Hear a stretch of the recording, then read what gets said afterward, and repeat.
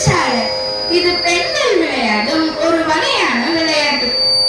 அதாவது ஒருத்தி பாட்டாலேயே சிவனை பற்றிய அழகையும் அணிகளையும் கேள்வியா கேட்க, இன்னொருத்தி அத விடைய பாட்டாவே சொல்றதுதான் சாளர் அப்படிங்கிற விளையாட்டு.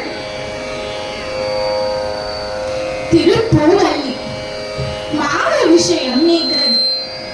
அதாவது உலகத்தோட வெற்றியாக மயக்கத்தை நீக்கிறது அப்படிங்கிறதா. வள்ளி அப்படிங்கிறது கொடி அப்படின்னு பொருள். பெண்கள் பூக்களை கொடியில இருந்து கொய்யும் செயல் பூவல்லி அப்படின்னு சொல்லப்படுது. ஒவ்வொரு பாடலோட முடிவையும் பூவல்லி கொய்யாமோ அப்படின்னு அம்மைய பாடுறது அப்படிங்கிறது தெரிஞ்சுக்கிறதுதான். நால்வகை பூக்கள்ல பெரும்பான்மை பற்றி கொடிப்பூவே அப்படின்னு சொல்லப்பட்டிருக்கு. திருவுந்திய இந்த படிவத்தோட உட்கருத்தை அப்படின்னு பார்த்தோம்னா வெற்றி அடைகிறது. இந்த படிவத்தை ஓதுனோம்னா வெற்றி அடையலாம் அப்படின்னு பெரியவர்கள் சொல்லுவாங்க.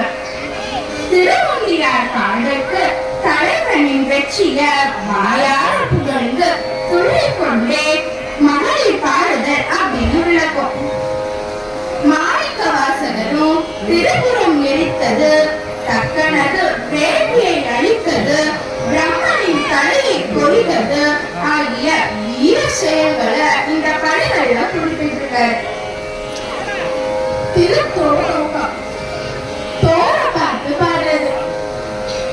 அது தோழோக்கம் அல்லது தோழோக்கம் அப்படின்னு சொல்லப்படுது. இரண்டு தோழியர்கள் ஒருவர் தோழ ஒருவர் பார்த்து பாடியபடி விளையாடுறது. அல்லது வெற்றி அடைந்த மகன் ஒருவனோட வீர தோழ பார்த்து பிறர் பாடுவது தோழோக்கம் அப்படின்னு சொல்லுவாங்க. திருப்பொன்னூசல் பொற்குழந்தை மாட்டப்பட்ட ஊஞ்சல் பொன்னூசல் அப்படின்னு சொல்லுவாங்க. இப்பதிகம் பிள்ளை வரும் வேண்டுகிறவங்க பாட வேண்டிய பதிகம். அடுத்ததாக அன்னை பத்து.